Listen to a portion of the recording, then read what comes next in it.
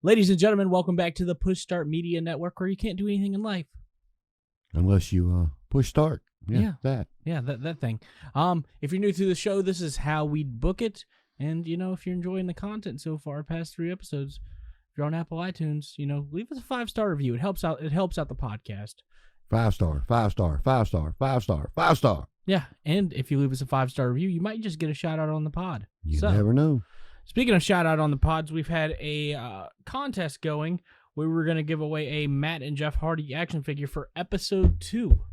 We finally have a winner. Do we now? How many emails we get? It was a couple hundred. Oh, cool. It was a good, decent amount. So it's time to send these out and delete them from the table. Yes, sir. They will no longer be on the table as long as whoever wins emails me your address. So the winner was Outlaw170. That is his email, and I don't think that's his real name, but you think it could be. He might be a promoter at one of those outlaw mud shows, but you never know. Yeah, the backyard wrestling. And he said I would have him feud with Matt, but as Brother Nero, and try to save Matt from the corruption that money has done.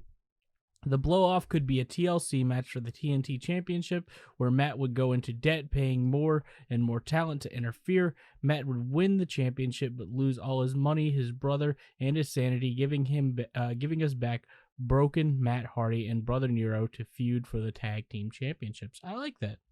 It's not bad.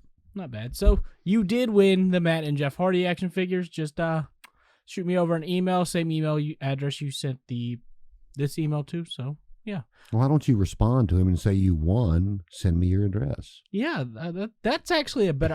I'll do that right now on the recording. Hang on. Congratulations, sir. You win. Send me your name and address so I can send you these figures. Congratulations, sir. You won.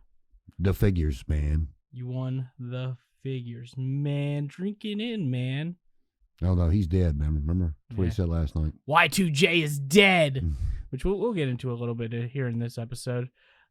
Let's see. Send me your name and address. Address and name, and I'll get the figs out to in the mail. You in the mail. There you go. There it is. So if you're listening to the podcast, you won. Congrats, man. Congrats. But today we're going to be talking about. What are we going to talk about? Oh, this is your thing, man. This is my episode. I love this guy. I'm not going to lie. He's one of my favorite. Has been my favorite. One of my favorites for years. And this is wrestling's best kept secret. No, we're going there again. Buddy Murphy. William. Who's William? I don't know who William is. Never mind. Okay. Yeah, but today, Buddy Murphy, he was released from his WWE contract a couple weeks ago, or maybe about a month, but as we saw last night... Was it a WWE or NXT contract? Yeah, that's what I'm saying. Like, was it an NXT contract or was it WWE? And for those who don't know what we're talking about, what is his name? Malachi Black, yeah, Tommy End, Aleister Black. Yep. Debuted for AEW last night. Everybody was like, what the hell? So did you go back and actually watch that last night? Yeah, okay. I was watching live when it happened. No, I know, but did you hear the commentary? Somewhat. I had to laugh when I was watching it. Good old excrement was, that's Tommy End. I worked with him years ago, but I'm looking at his face. That's not Tommy End. That's a killer. That's Malachi Black. I'm like, okay. Explain. Yeah, please. Well, he posted an Instagram video yesterday, and it was like some skit about him being insane for 5 years, and just you had to watch it. Yeah. It was trying to throw back to that, but that's what that meant. I don't know why he's using the name Malachi Black, but I don't hate it. Well, no, it's fine. I mean, it's for the mainstream fans, they that didn't know who Tommy End was before he got there, they can. The black ties it into what they do know. Exactly. So, and we'll get into that here in just with your guy here in just a second. But the one thing that he's got over, first off, he is a former NXT champion. They did put him over that way, and before he was released, he had come out and kicked Big E in the mouth, and they were doing all these skits to bring him back to TV, and it was just so I mean he had some exposure, and right up to his release. So I mean, now I don't blame him for going elsewhere, immediately to capitalize on that exposure he was getting, unlike what we're about to talk about. So yeah, and for those who don't know, the reason he was able to appear on AEW 31 days after his contract expires is because when he was brought up to the main roster, they didn't upgrade his contract from an NXT contract. In an NXT contract, when you're released from NXT, you have a 30-day no-compete clause, but when you're on the main roster, it goes up to 90, and they just never put that into place. Yeah, so I'm curious if Buddy Murphy's under the same thing or not. That's what I'm saying. So Buddy Murphy was released, I think, the same time as Aleister Black and Braun Strowman and all of them. So it was June 2nd. Okay, yeah. I mean, there was releases like 3 weeks back to back to back, so they're all right. I think he was in that one list. So yeah, there was like 8 of them at one time, and then Yeah, that was the one that we're talking about is the one that shocked me the most with Braun, Tommy, or Aleister, and Buddy. I mean, Aleister more than anybody, or Braun and Aleister. Buddy I could see because he'd been off TV for a while, but Aleister had been on TV for. Yeah, they'd kept him off for a while, and they brought him back with those vignettes, and then he finally come out and looked like he was going to feud with Big E, and then, nope. Thank you, fuck you, bye. Yeah, pretty much the Jim Cornette line. Yeah, exactly. So this episode is about Buddy Murphy, but I think we do have to get into some of the backstory with Buddy Murphy. When I first saw him, he was in NXT. With Wesley Blake. Yeah, him and Alexa Bliss and Wesley Blake. Oh, yeah, that's why Buddy Murphy's one of my favorites. You stick your dick in Alexa Bliss, man, I'm all in. I got you, bud. Well, I mean, congrats to him. But, it was them three. And the first time I ever saw them, they had won the tag team belts. And I'm like, who the hell are these guys? And not that I wasn't a big fan of Murphy, but, I didn't really start becoming a fan of Murphy till he started putting on classic matches in 205. Yeah. He did real well in 205. But, again, you go back in the annals of history and, with WCW, when their main run with all the big guys, that the main event guys that brought in the money, the matches were 9 times out of 10 horrible.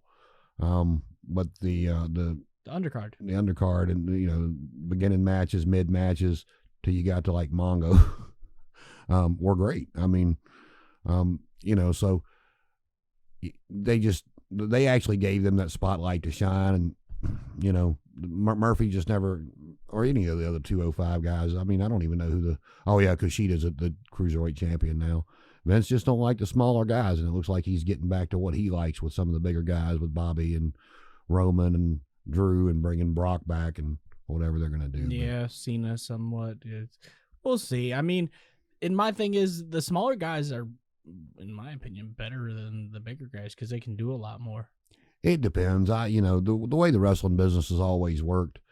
And Murphy and Drew have got it's a lot better nowadays than it used to be because, if you go back in the annals of history, the foreign guys, I don't care how good they were, they'd give them a manager because the U.S. fans just didn't like the foreign accents and stuff like that.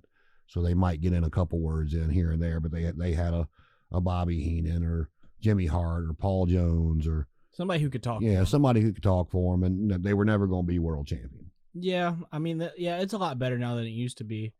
But I mean, Vince was just as bad about it. I mean, the only guy he ever really pushed that couldn't speak good English was Andre. But Andre was Andre, so yeah, it's like, what else do you do with him? Yeah, I mean, so yeah, so but Buddy Murphy, like we said, this episode is about he dominated the 205 division for a long time. Yeah, and those matches he had with Aleister Black were really good. Yeah, where he knocked on the door. I wasn't watching WWE at that point, but I did go back and watch them, and they were amazing. So it wouldn't surprise me with Aleister and Malachi showing up in AEW if he would show up in AEW. Yeah, he is looking jacked from that one Instagram photo. Well, I mean, and I hate to use this comparison, but when guys get broken up with, whether it's a marriage or boyfriend, girlfriend, what do they normally do?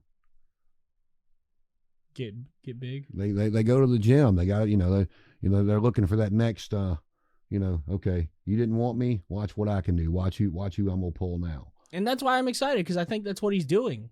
Maybe. I mean, and I know you're excited for this, and I'll give you my opinion on it real quick because I don't, it's when you told me about this, I'd already listened to Jim Cornette's opinion, and I told you I agreed with him that because, like I said, Aleister Black had that, he was getting TV time, he was getting that push, and then they just released him, and I was just like, really?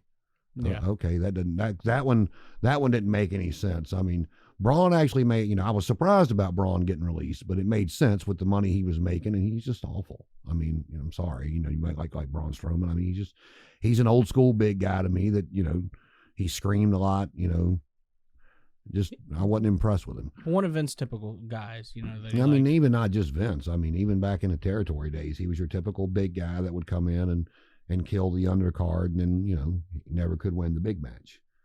That reminds me of Ryback. Yeah, feed him more. But with Cornette, when he was talking about it, he was talking about how he thought that if Tony Khan was smart or anybody, they would pay Murphy to stay off TV for a year, go find something that got over with the crowd, and because it makes sense to where the average wrestling fan, if they're going to watch both, they're going to come around and if he popped on TV, like I said with Aleister Black, he pops on TV, they're like, oh my God, look at all he was doing all these vignettes, and then he was getting ready to come back and do something. Yeah, last time we saw him, he was kicking Big E. And then I mean, I don't even remember Murphy's last appearance. It was that Rey Mysterio storyline. No, he had come back after that because he had come back and he was like, it looked like he was trying to get back in Seth's good graces. No. And Seth was telling him to stay away from him because what's her name? What was the daughter's name? Leah? Yeah. They decided to, keep her off TV and went away from that storyline. And so he made a couple of appearances after that. And don't get me wrong, he's what they would call back in the day a great hand. Go out there and make somebody look good, have a good match. But as of right now and where he was, nobody's going to buy a pay-per-view because Buddy Murphy's in the main event. No, I agree with you. At this point, no, because of how he was booked in WWE. He was booked as Seth's lackey. But, I mean, he was a good talent. So no, he's a great talent. Don't get me wrong. I'm not knocking his abilities at all. I'm speaking from a mainstream point of view. Yeah. And, to add into what Cornette was saying about he needed to kind of disappear, because right now, if he popped up on TV, the fans that still watch both, they're just going to see him as, the guy that was with Seth. That's Buddy Murphy. Ugh. What'd they sign him for? And, then they'll be able to tell the other people, well, who's that? Oh, that's just some guy they had with Seth Rollins on WWE TV. And, but to expand on what Cornette was saying about him disappearing for a year, it reminds me of kind of what Drew did. And I will say, yeah, they brought Drew in as the chosen one all those years ago. But by the time Drew got released, he was nobody. He'd been made a clown out of. Yeah, 3MB. I mean, 3MB was funny. It was funny, but it wasn't a world championship gimmick. No, not at all. It wasn't even a tag team championship gimmick. But even though I think they did, it was a jobber gimmick. I did think that. I do think they won the tag titles once, but I could be wrong. I don't think so. Well, that's when they had the two sets of tag titles going back and forth on each show, and they weren't really, holding it down with making them stay put. But anyway, I just think that like to expand on what Cornette said, I think he needs to pull kind of what Drew did, especially being from overseas. He can go back to where where he got his start, kind of like Drew did, reinvent himself a little bit. Find his niche in promos because I know AEW gives them bullet points. They give them more freedom, creative freedom as far as their promos go. And find that niche. I mean, I know the man's got to make a living. I know he's got to get paid. So by all means, but go out there, keep in the gym. When you get back on TV, don't look like you put on 10 pounds. Look like you've been going crazy. Gym, tan, sleep. And he could go two options with it. I mean, if you stay off TV for a year, his hair was kind of shoulder length, like a little bit above. He could grow it out for a year and come back with really long hair. Or he could buzz it, shave it. He could just change your look a little bit. Drew didn't really change his a whole lot. He grew the beard. which good. Yeah, because he looked awful without it. Some people do. Me. Well, Drew, he got the Claymore over and did a lot of stuff. And then by the time he made it back to NXT, he had that big indie buzz. Mm-hmm. And former Impact World Champion. Mm-hmm. And that might be a phone call that Buddy wants to make. I don't know if him and Drew, talked about, you don't know what goes on behind the scenes. Yeah, you don't know who's friends and who's not. But from what I gather, Drew seems like a nice enough guy that whether they were friends or not, it'd be a call he'd take. Hey man, I know you were at an all-time low. You and your old lady split up. You got released, but you went and you reinvented yourself. Throw some tips your boy's way. Yeah. Because like I said, he's, you go over there. I mean, yeah, the internet's full of stuff, but I mean, how many mainstream fans around here really, really like sit there and YouTube the stuff that happens overseas? There's some, but not a lot. I mean, not the majority of the people that are watching, Raw, SmackDown, and Dynamite. They're not your atypical fans. You got a lot of hardcore fans that want to see that overseas stuff. Maybe go to New Japan. Yeah, but you're still getting exposure. Yeah. And maybe not a year if you don't want to be like off TV that long. But I don't even know how old he is. He's probably in his late 20s, early 30s, I would venture to say. I can check that real quick. So but in my opinion, 6 months to a year, he needs to come up with a finish that will get over, that makes the crowd pop. And it just, yeah, because he's not too old. He's 32. Yeah, so he's got plenty of time. Like I told you, before, people talk about these 21, 22-year-olds out there doing stuff, and it's like Ric Flair didn't win his first world title till 33. Slow down. You got time. Yeah, and I think most wrestlers will agree that, especially nowadays. I mean, back in the day, yeah, but like if you're wrestling a good style, your prime is in your 30s because you're smarter, you know how to work, and that's when you're really going to take off. Because you learn everything you can through your 20s and then apply everything in your 30s. Yeah, the thing that I hate about certain things now is like, and you'd have to go back and listen to the Busted Open interview that Bully Ray did with Tony Khan. I know you love AEW, but that was a train wreck. And Bully Ray was actually very respectful. He was trying to talk to Tony Khan about the referees and saying, hey, when you started this, you promised us rules and an athletic, an athletic television show, not a drama TV show, And Tony Khan got real defensive, defending his referees and everything else. And Bully Ray was just like, look, this is what you said this was going to be, and it hasn't been this. Can the referees and Tony Khan just kept moving on. He wouldn't even talk about it. So, it just depends, man. Like I said, with Buddy, I mean, no, I liked his matches. I mean, it goes back to the old WCW days I was talking about. The matches, were better. The Roman storylines have gotten over with me. So his matches I like to see. This is because I've told you right now, they haven't built anybody up enough to give him any kind of match, in my opinion, right now. I mean, it's the same thing they did with Brock. They brought Brock in with such a buzz, and then it's like, all right, well, shit, who do you have to face him? Yeah, I mean, Edge come out, and it was a good storyline because Edge was right. He didn't beat him one-on-one. He never got his one-on-one match. It was the same gripe Batista had, which Batista quit of. I never got my one-on-one match for the Universal title. I mean, it's a good way to it's a good way to give Roman another opponent.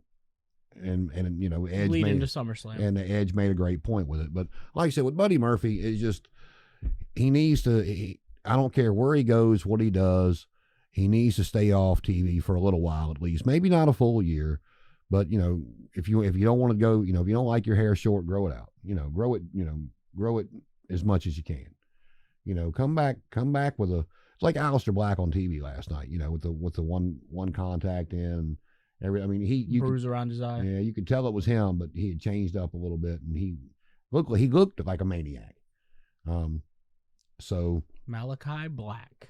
So like I said, and I know this is your boy and all, so I'm gonna let you have at it. But again, I just I liked him in the ring, and I always like to see guys get over, but WWE didn't always give you that freedom. No. From what they're saying, AEW does, and I'm not sure what Ring of Honor is doing. They haven't even brought fans back yet.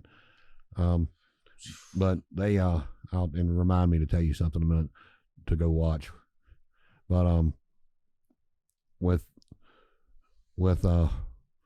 Buddy, he just it's all about reinventing yourself and not popping back up too soon to where people are like, oh, that was just that guy with Seth, because that's what he's going to run into. I agree with you, but okay. So this is the part of the show where we're going to get to book how we want him. So I'll let you. I'll go first, and then you can tell me how you would book him after he takes his year off, where you would want to see him end up after his year off, because we know you want him to take a year off. Or where you want to see him on the indies, as far as like just smaller promotions, trying to get over. But for me personally, I'd like to see him in Impact after his 90-day. I know you said you want to take a year off, but nobody watches Impact anyway, so yeah, that's fair. But I think he could have great matches with the X Division guys, build up his character, get over as far as like with those fans, and then eventually after winning the X Division title, because he can have great matches with Josh Alexander, P.D. Williams, TJP, all of those guys. And then once he wins the X Division title, defends it a few times, bring back the Austin Aerie move of Option C. Have him go against Kenny Omega. Build him up as a monster like they did in 205 Live, where he destroys everybody in the cruiserweight division. But like, make him work on his promos, because I mean, he's great in the ring, but his promos weren't the best, but they were getting better. If you look from where he was back in NXT days to where he got with Rollins, leaps and bounds. Oh yeah, I agree. So I think with a little practice, you have Don Callis there. I mean, even though he's not an EVP or whatever it is. Did they fire him or something? I think they let him go, but I think it was more his decision. But he's still going to be there with Kenny. Work with people who are good at promos, like Kenny, Scott D'Amore, Don Callis. There's people that are there that are great with promos. So work on it. But like I said, win the X Division title, run through everybody in the X Division. Bring back Option C, go after Kenny Omega, and put on one hell of a classic match, because they will. All right, well, that's kind of, yeah, I'll get to that in a second. I'll let you finish first, though. But, I mean, eventually, once he's done with Impact, I mean, maybe sign a year deal, and once he's feuding with Kenny, have that contract move over to AEW and become a big star there. Because I personally believe Murphy has the potential to be a big star. The only thing is, you got to remember, too, and this is what people forget. And Eric Bischoff actually, without meaning to, set me straight one day. I always told you how shitty I thought it was they put Hogan and Goldberg on TV instead of a pay-per-view. 3 days before. And, I was listening to Bischoff talk about something, and Conrad brought it back up again. And he said, look, I'm going to tell you like I tell everybody else. He goes, we weren't, a wrestling company. We were owned by a TV company. They wanted ratings. They wanted sponsors. He goes, so that's why you saw those main events get pushed to Nitro. He goes, we were owned by a television company. Makes sense. He goes, we were putting on the television show they wanted us to put on. He goes, people were still buying the pay-per-views. He goes, but at the end of the day, he goes, they didn't give a damn about our pay-per-view numbers. They wanted those ratings up. They wanted those sponsors. That's what they wanted. He goes, I understand where wrestling fans are coming from. He goes, but you got to stop and understand, and just, there's nothing else that needs to be said. We were owned by a TV company. Yeah, so that makes sense for them. WWE isn't a TV company; they're a wrestling company. Yeah, they about to be owned by a TV company. Yeah, at this point, I think that's why they're doing all the releases. If I had to guess, well, I mean, that's what I've heard. I mean, I've heard a couple of different people say it, but as far as Murphy goes, if I had my way about it, if you were his manager, what would you advise him to do? If you were his advocate, give me 15%. 20. No, like I said, I'd at least take 6 months off, not off, but people are starting to tour again. and just make it clear to, like, Ring of Honor, if you want to go do that, hey, I'll do some house shows. Don't put me on TV. Or go over there, like I said, where he's from, work some of that, and talk to some of the guys that trained you. And, hey, this is the limitations I was given, but, I was still put on TV. What could I have done better? Give me, don't hold back. Just be honest. And the bad thing is, yes, he's got the accent, but at the end of the day, I'll be honest with you, I don't know if the guy can talk or not. They didn't give him enough opportunity for me to make that judgment on him. And his promos in 205 were good. But you see what I'm saying. Yeah, it wasn't where it should have been. 205, and I'll be honest with you, I never watched it. I watched the first few episodes, and then I would watch matches. I would go be like, oh, shit, that's going to be a good match. But I just could never get into the product. Right. Because it wasn't booked well. Well, because, again, if Vince don't care about it, he's just going to throw something out there. Yeah, I don't care. Murphy said, or was it Murphy, or was it? It was one of the 205 guys who got released said they don't even watch it. They don't care about it, so. Okay, so if I had my way about it, I'm just going to have a little fun with this one. Okay, have fun. All the fun. 6 months, a year, whatever it is. Because Kenny ain't dropping that title no time soon. Not even close. He ain't dropping either one of them no time soon. Because he's not going to lay down for somebody in Impact that they have right now. And no credible threat. No. And really in either company. I mean, Page is the best thing they got, but I'll get to him in a second about booking that drives me crazy now. But however long it is, you have Kenny, you advertise that Kenny's going to be on Impact. Scott D'Amore's got something for him. If Kenny's out in the ring, you start the show that way. So you can build your audience. Kenny's in the ring in his suit with Don Callis. Don's trying to run his mouth. Scott's like, you don't work anymore. Shut up. This is I run this. Technically you also work for me, Mr. Omega, because you have my world title. So even though I can't make you defend it tonight, I can make you wrestle. And I'm going to make you wrestle a TNA Classic.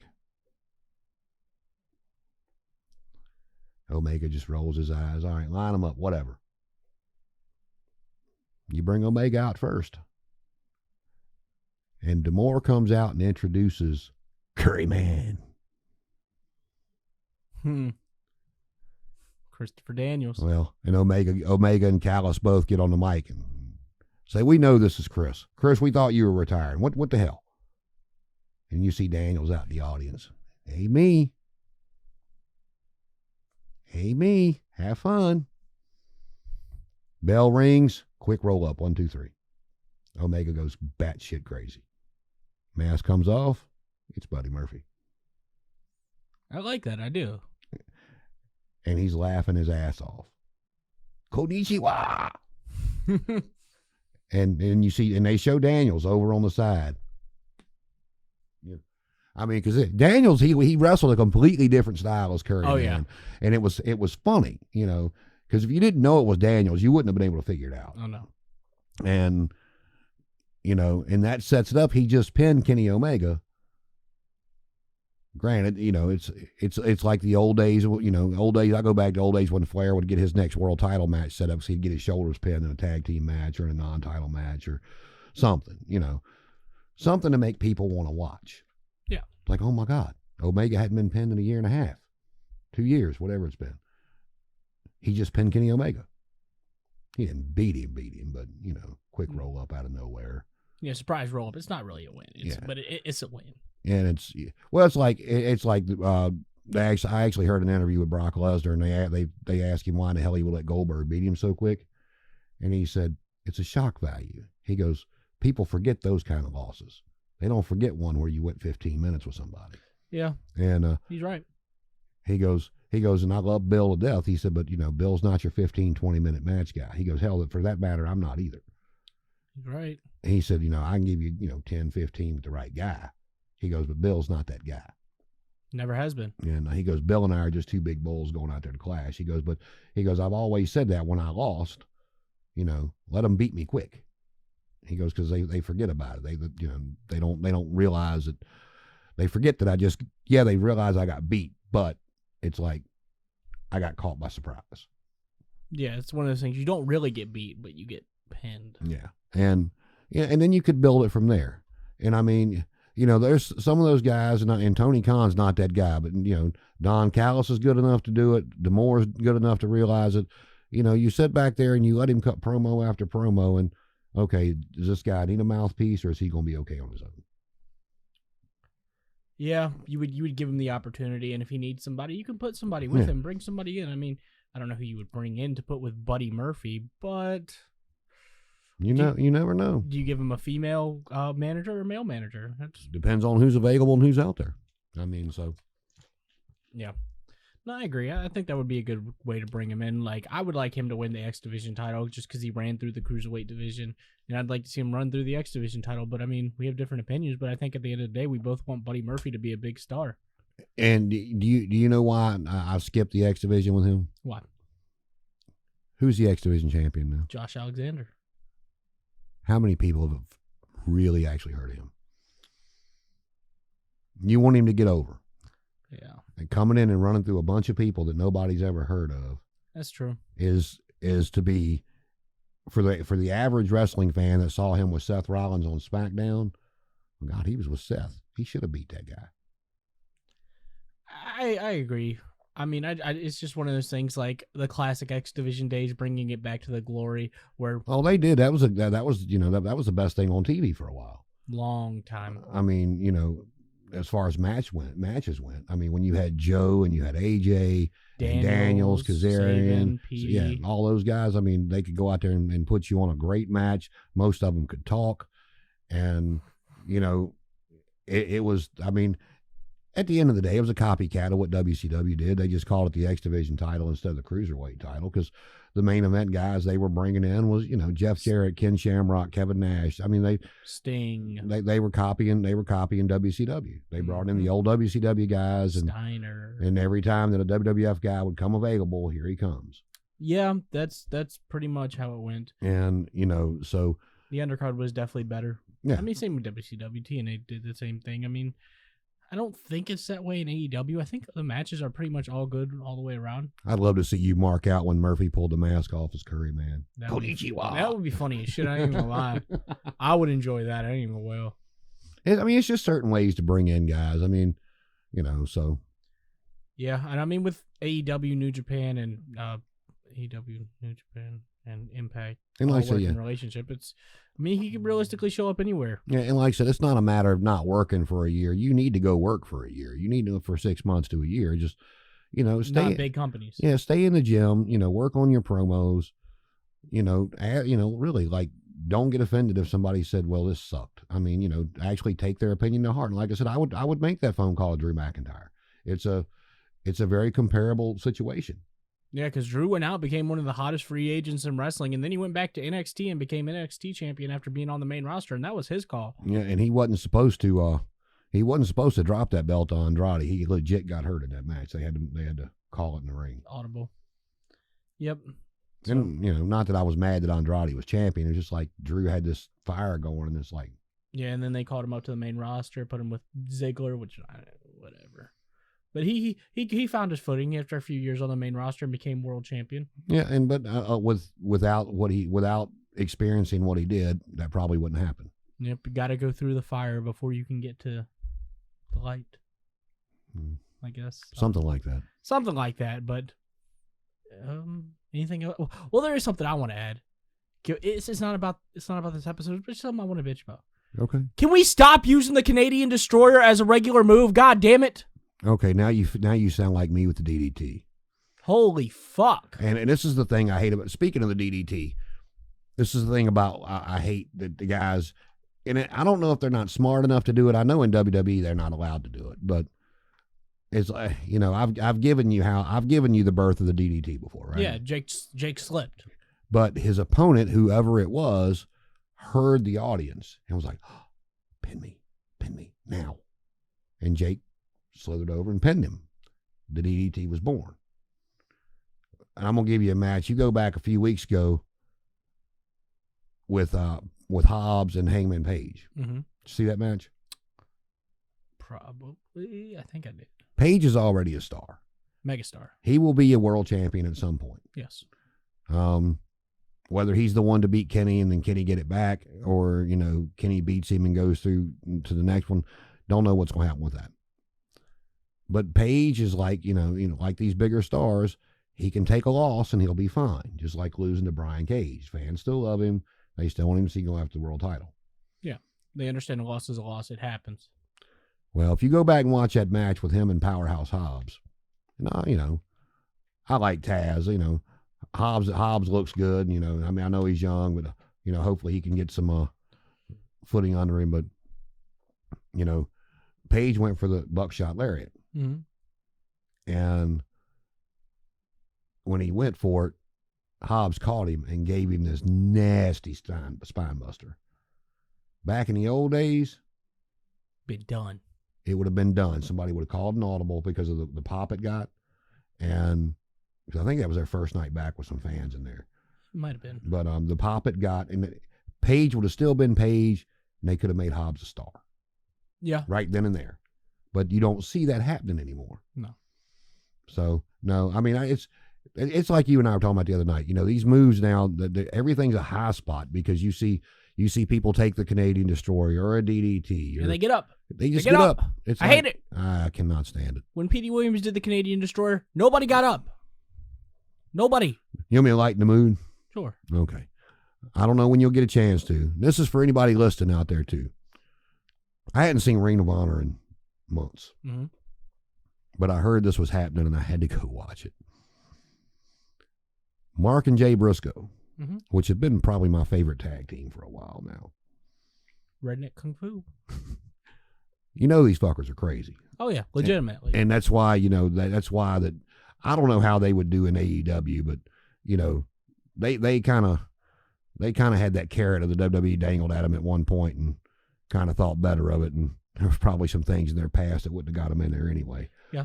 But they legit, I don't know how much you know about the Briscoes, but they legit, they live in Sandy Fork, Delaware. They were raised on that chicken farm. That's not a gimmick. That's the God's honest truth. That's just who these guys are. They still live on that farm with their parents.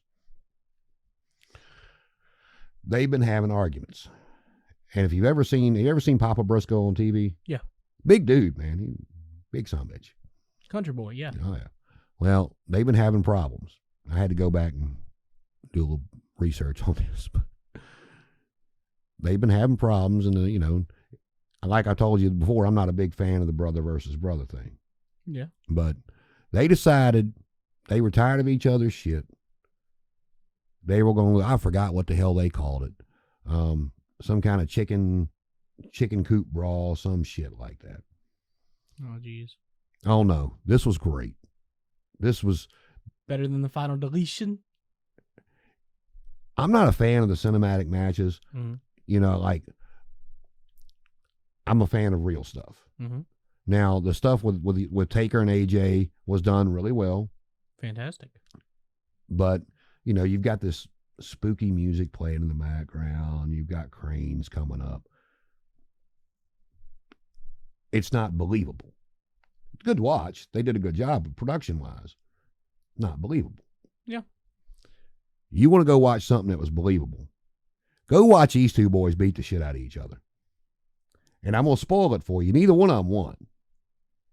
I'm going to give you a couple of highlights. It starts off, you see this garage door looking thing come up. And this was legit their farm. People need to understand this was legit at their farm. This was not something that, They didn't rent it. Yeah. And Papa Briscoe opens the door. He's standing there, looks at him. They got this old ring back there. It's got some tires under it. That's actually the actual ring they trained in years ago. Yeah. And he's like, all right, get this shit out of your system. Time to go back to being the best tag team in the damn world. Get it out of your system. They start beating the shit out of each other. Mm-hmm. And the only thing that was in there that was kind of funny, because one of the spots of it, Mark climbs up on top of the Winnebago. Oh, jeez. But, you see one of the things I bitch about is when people, climb up to the top rope, wherever, and you see the guy just standing out there waiting to catch him. Yeah. Well, Jay gets up. He's like, what are you going to do now, dumbass? I'm standing up. What are you going to do? Mark's like, I'm going to jump on your ass. He goes, I'm going to move. He goes, well, why don't you get your ass up here then? So Jay crawls up there and they start fighting on top of the Winnebago. They go back and forth. There's a few commercial breaks back and forth, but, you know, Jay almost chokes him out and puts him in the back of this pickup truck. And he said he was going to take him over and throw him in the chicken shit. And it wasn't like something they had to cut, where the chicken coop was like 30 seconds away from where he had to go. Jay gets out of the truck. Well, Mark's not in the back anymore. Oh, jeez. And here comes Mark. And he already put him through like one, not like a new looking table, like this old sawdust looking table that looked like it'd been there forever. But I laughed my ass off because like when they're fighting at the back of the truck, Mark's sitting there, you know, he's funny. They're both funny. And Mark looks in the back of the truck and he pulls his table out and he stops and he looks right at the camera and he goes, "Ooh, how convenient." But you know, they threw a few, you know, corny lines in there, you know, trying to be whatever. But make a long story short, they fought all over the place. They go back, you know, to where they started out where the ring is. And it's a shed. There's this table laying there and it's got tools and shit all over it. And Jay puts Mark through that table with all the tools. You know, Mark finally gets up. I mean, they're selling shit too. I mean, like I said, they beat the shit out of each other. And the way that I liked it, and ended, it had such an old school end to it because Papa Briscoe's still in there. Mm-hmm. Watching. Because like one of them, I forgot which one of them gave the other one a low blow. And one of the first things he said at the beginning of it was, "Keep it clean and fight like men." Damn it, I said keep it clean, fight like a man. And but at the end of it, after they both get back in the ring, they're just potatoing the shit out of each other. I believe it. And I forgot what Jay did to him, but Jay did something to him that Mark got up and Jay's on his knees, but they're both just battered, you know, tired. And Papa Briscoe had asked the same question a couple of times throughout it when they were both laying there. And they get up and start fighting again. But Jay was on his knees and Mark clotheslined him. That's the end of it. They're both laying there. And some of those noises, especially Mark makes, man, it's just funny. But they're laying there. Papa Briscoe's like, "Y'all good? We ready to go back being the best tag team in the world?" We good. All right, clean this shit up. And that's how it ended. Man, I laughed. And I mean, but it was a legit fight. And it did not look staged. Like it didn't look, you know, like the final deletion of the Boneyard. Boneyard, yeah. It was not, you know, it was legit on there. Cornette tells a good story about old Papa Briscoe when he did this tag team match. It was actually your boys. The Kings of Wrestling? Yeah. And who was their manager? Sarah Del Rey. No, the guy. I don't remember the guy. Well, whoever the dude was with him, they were doing a program with the Briscoes. Mm-hmm. And Papa Briscoe got brought in. Oh, jeez. And he was like, it was a New York crowd, and they wanted so bad to shit all over Papa Briscoe. But you know, he's such a character that he got it there. They said he even did a top rope clothesline, and said it started out with him smacking the shit out of one of them in the ring with the three of them and all. But said that the Hammerstein Ballroom crowd gave Papa Briscoe a standing ovation at the end of the match. But yeah, it was the three of them. He's like, but they tried to pay him, and because Cornette talks about how, you know, the Briscoes are who they are. They're what you see, and he said that, you know, that they actually put the whole family in that damn Winnebago and drove to New York for that match because he was going to be in it.